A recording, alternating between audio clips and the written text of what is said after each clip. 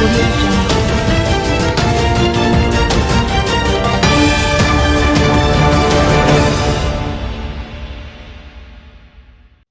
A Golden Heart. Relatives, friends, and colleagues of late veteran journalist Barbara Gale packed the pews of Kentucky Seventh-day Adventist Church in St. Andreas today to pay their last respect to the woman who was described by a friend for nearly 50 years, Gardner, as having golden blood. Gale was found murdered at her home in the gated community of K Manors Country Club Estate, Phase 1 in St. Catherine on December 16, 2024.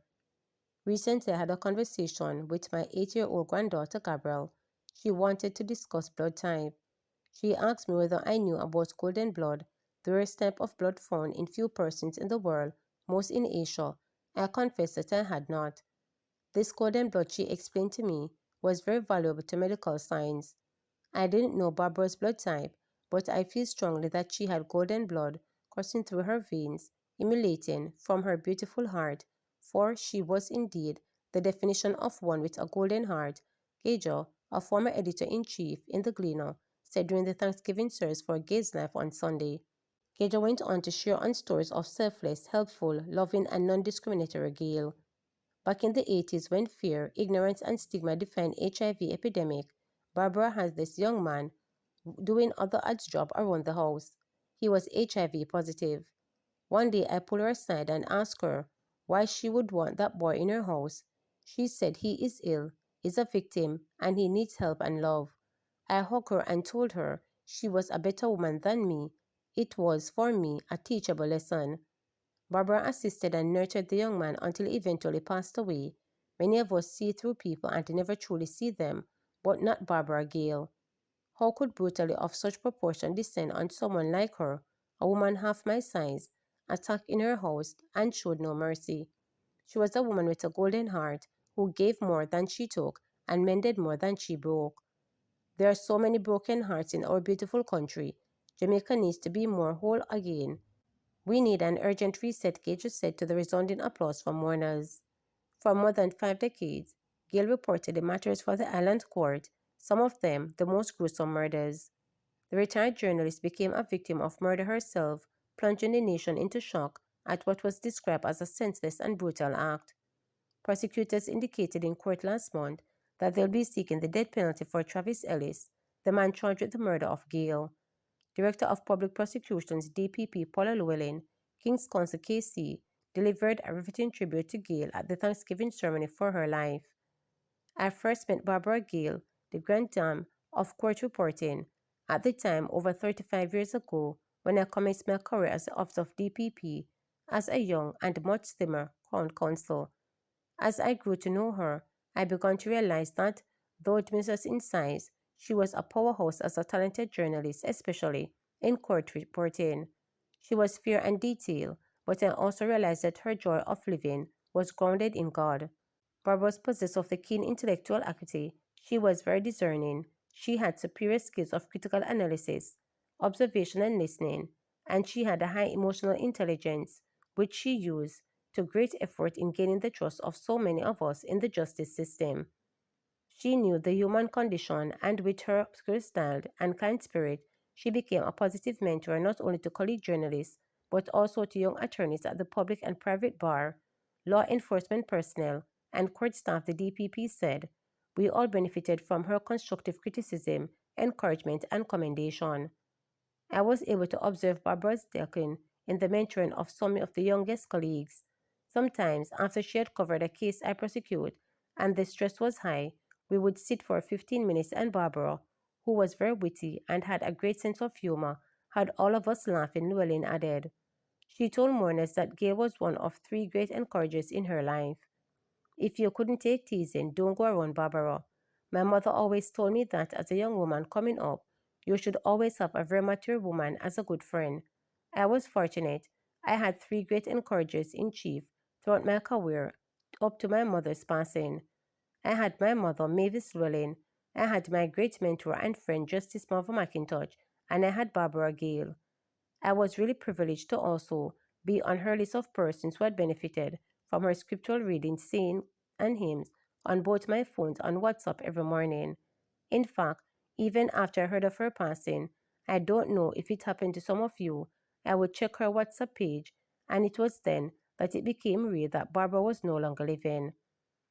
Barbara liked to adapt the underdog. That was always part of her Christian charity, and I would always believe that when I was younger, fiercely, strongly independent minded as prosecutor operating in an arena of the patriarchy, she knew that I was progressed in my career, that I would meet a lot of challenges and a lot of headwinds, and she would always make herself available to just offer that quiet encouragement with the occasional scripture to encourage, and I always made her know how much I appreciated it.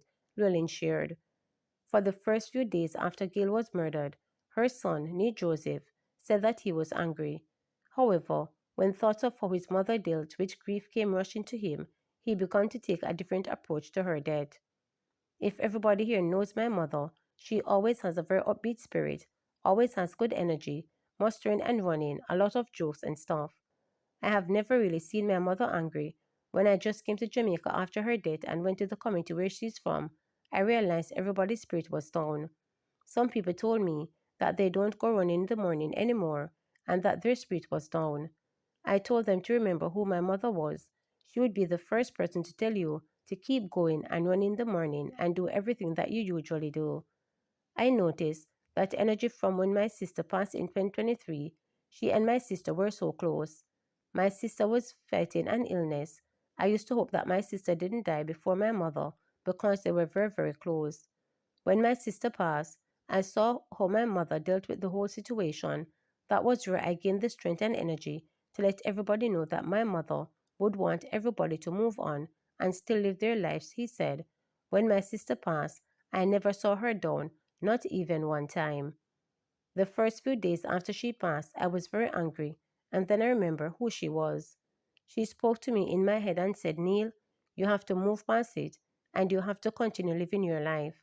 That's the message, and everybody I spoke to, I gave that to them. That was who Barbara was, Joseph said while expressing gratitude to Gage and his mother's close colleague and friend, Garrett Manning and Leroy Morris. He also thanked everyone who attended and helped in the investigation of his mother's murder and the people who provided emotional support and words of encouragement. These people are like a blessing to my family. They did most of the work, they help out a lot. I must acknowledge and thank everyone here in person and whoever is online for your presence. I am grateful to those who were unable to be a part of the proceeding today, but they still reach out and extend their condolences to my family and I say special thanks to the Jamaica Constabulary Force and the many concerned citizens of Jamaica for their support and efforts, which have resulted in the apprehension of the suspect in my mother's case. I have to be very grateful for that before I say anything else. When my mother died, it showed me that unity is still in Jamaica because everybody was a part of finding this person. I really appreciate that, he explained. Joseph reminisced on how much of a profound impact his mother had on the people with whom she came in contact. She was a kind and loving person who always found a way to find the bright side of any dark situation. She touched the life of so many people I did not even know until she passed. On the second day after her passing, I literally had to put my phone on silent because there were so many people calling me from all over the world, telling me how much she had done for them. She was very connected, but I wouldn't have known because she was so humble. Anybody who really knows my mother would tell you that she loved to make jokes and play her regular pranks. The only time I can remember my mother being serious was during prayer worship or when she was working. She loved God, her plans, and reporting of the judicial system. Remember to subscribe, like, share, and click the notification bell for daily updates.